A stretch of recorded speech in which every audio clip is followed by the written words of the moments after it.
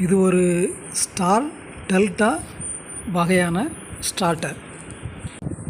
MNX 32 amps 415 volt contactor இதில் மாட்டியிருக்கிறதுனால கிட்டத்தட்ட 30 HP வரைக்கும் இந்த ஸ்டார்டர் வழியாக மோட்டரை இயக்க முடியும். 65 ஆம்ஸு ஃபுல் லோடு கொடுக்குற வரைக்கும் இந்த கெப்பாசிட்டி இந்த ஸ்டார்டர் தாங்குகிற மாதிரி தான் வயரிங் பண்ணியிருக்கிறோம்.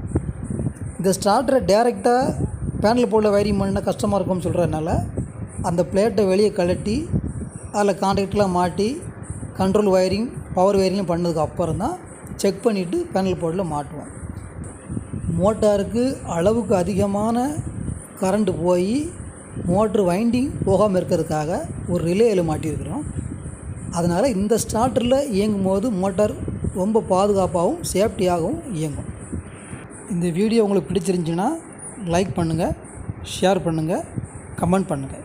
தேங்க்யூ.